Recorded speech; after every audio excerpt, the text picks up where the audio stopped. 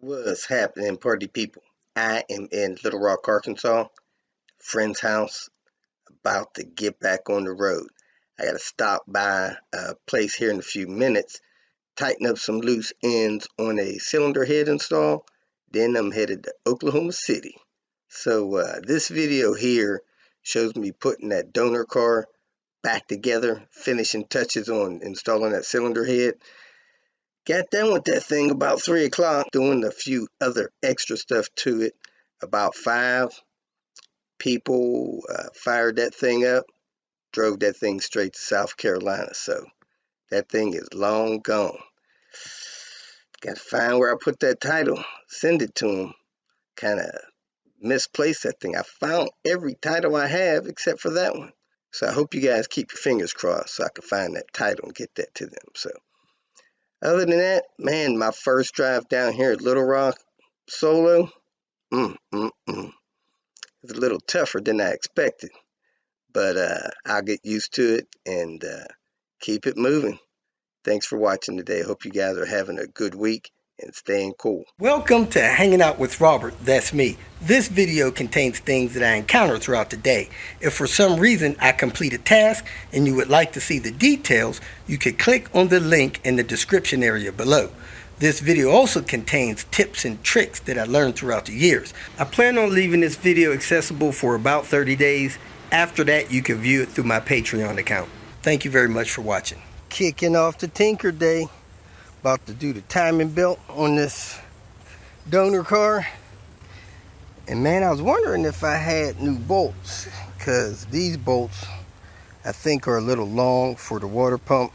They almost shank out. So you usually get new bolts. And I checked the parts box. Whoop whoop. We got new bolts, folks. See, they don't have any shanks on them. Thread goes all the way up to the bolt head. So I'm gonna clean off this water pump area, get this timing belt on. I got the locking tools in, so that should be easy. Let's get this ball rolling. Got a little bit going on here. I noticed the bottom of this subframe look a little wet with oil, but somebody installed new oil cooler lines, which is interesting. I don't know if that one's all the way in or not, but they got it zip tied, so they did their best on that. That one is not all the way in and secure. So I'm going to see about making sure that's secure. I already raised the engine with the engine mount, but that engine mount's pretty much blown out. That would need to be replaced. The harmonic balancer rubber is starting to crack. That'll need to be replaced soon. Let me get this timing belt guard off of here, clean that off, then see what's left of its water pump gasket, clean that off, get this water pump on. Look like we got bios going in the water pump hole. Man, you see where that water pump impeller was scraping inside that engine? Whew, it's nasty. And this timing belt area is looking good. Water pump area doesn't have too much gasket on it, just like a residue. I could probably brush that and start putting that thing on. The marks are dead on. You can see the 2 notches and the crank pulley lined up with that oil pump nipple. And then back in here, you see this tip that corresponds with that. So I brushed all that stuff off, got the debris that's been sitting in there off. Now I'm getting ready to clean that water pump area and put this together. Got the locking tools in it, so I should just throw it on and set the tension on the mechanical tension. I think I have this water pump area cleaned off enough. Make sure there ain't no chunks on there. It's okay to have residue, but no chunks of gasket. Man, it looks pretty good. A little bit of residue there, more than I expected. So I'm going to rub the brush around it just a little more. Trying to make sure there ain't no chunk of gasket there. And I'm going to wipe my finger around there and make sure it feels like a baby's bottom. Put this water pump on. Got the belt on, Water pump on, tensioner set, idler on, all the stuff's torqued down. With the crank on the mark and the locking tool in, I couldn't get the belt over the cam, so I had to loosen these bolts, let the cam turn just a little bit. Both intake and exhaust, tighten those back down. Remove the cam locking tool. Now I'm gonna go ahead and roll the engine over. I don't have no spark plugs in it. Make sure the engine rolls over fine. Make sure the cams and stuff's not locked in there. Then I'll be ready to put some coolant in this thing, check the oil, find the serpentine belt, install a rear cam,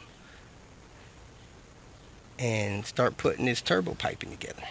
Got that mark perfect. That mark there, about perfect. 1/8 of a tooth off or something like that. Tensioners in pretty good spot for 74 degrees. It's already torqued down. I'm gonna go ahead and put the guard on the bottom so I don't forget that. Find these spark plugs. Thought I had this front mount raised, but I didn't, so I got all that back in place. I'm gonna go take me a breakfast break and then get back to work. Both of these cam seals in. I forgot to put the OTE pipe bracket on there, so I'm gonna do that here shortly. Put this stuff on the back of this engine first though. Cam sensor with the broken plug in and this distributor stuff and so forth. Gotta remember these tabs are off center.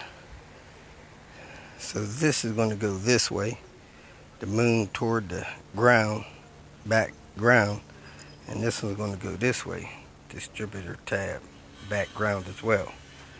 Because the tabs are up on the intake and down on the exhaust. See, those things are off center there. And here it is, folks. It is running. No oil sparking out anywhere. Don't even have smoke. I normally see smoke pouring out for like a day or two.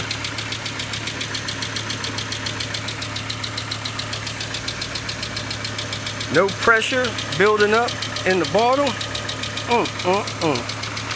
This is freaking awesome. If you feel that this information was useful, please like it and share it with your social media friends. You can subscribe to my channel so that you will get notifications of future videos that I post. You can follow me on Twitter, and if you need to contact me directly, please visit my website.